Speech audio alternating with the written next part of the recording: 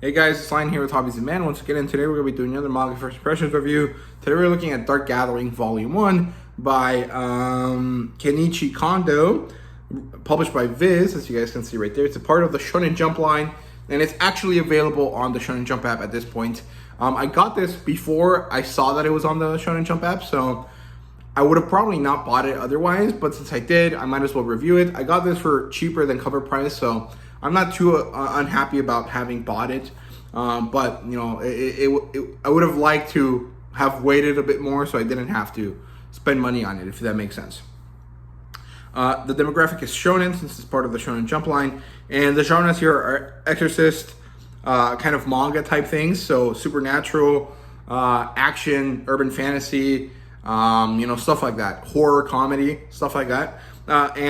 This is a horror comedy exorcist manga. So if you like Bleach, if you like Blue Exorcist or Black Torch or Demons of the Shadow Realm and stuff like that, you'll probably like this. However, this also takes a lot of cues from things like Miruko-chan and what's the other one? Inspector and stuff like that. So your mileage may vary there with your preferences there. In terms of adaptations, it doesn't have one yet, although I'm pretty sure there is going to be one here soon. And if not, it's just a matter of time. Since it's a Shonen Jump manga, it'll eventually get adapted into something and it'll probably end up being pretty popular. In terms of my enjoyment, though, I don't think I really like this. Or actually, I enjoyed reading it, but two things soured me to this experience. First of all, horror comedies are not really something I enjoy. I don't really like horror as a genre. And comedies are good, but because of Japanese comedy being so different culturally from what I find funny, and what Americans usually find funny, a lot of comedy aspects from Japan don't really land for me. But the horror aspect really,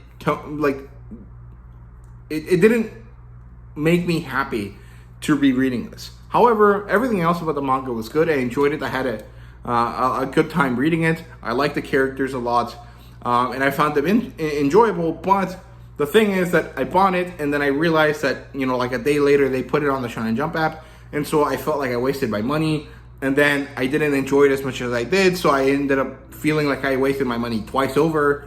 And so, even though it has nothing to do with the manga being good or not, I feel like disappointed in my reading experience of this manga, so my enjoyment is lowered. And so, I wanted to get that out of the way, just so you guys kind of understand where I'm coming from, and so that you understand that this is a purely subjective aspect as to why I didn't enjoy this. But basically, the main character is cursed. And the main character is actually not this girl. Like, technically, she's more of the main character because she's the action hero. But the boy is like the emotional aspect of the story. And so he's portrayed as the main character. Like, the story focuses on him. You get the dialogue boxes and the thought process boxes from him. And it basically is about him being cursed and hating his curse and hating the fact that he is supernaturally sensitive or spiritually sensitive, and dealing with the fact that because of him, a friend of his was cursed as well, and then becoming a shut-in, eventually gaining enough courage to go back into the world, enjoying university, I think, or a late high school. And he manages to kind of open himself up a little bit through his friend. And then through his friend, he meets this girl who is basically the action hero of the story. And this girl is obsessed with the supernatural, also is super spiritually sensitive like he is. And the juxtaposition of her being really interested in it and him being not interested in it at all makes for a lot of the comedy aspects.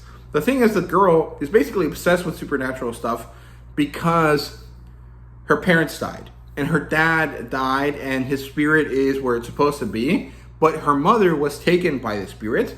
A little bit kind of like Bleach, actually. Like the Angler and Ichigo. Kind of that situation.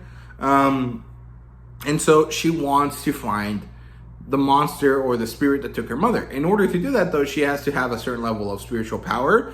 And so she became a monster hunter or a spirit hunter. and she tames them in a certain way, in this kind of very harsh way, in order to make them part of her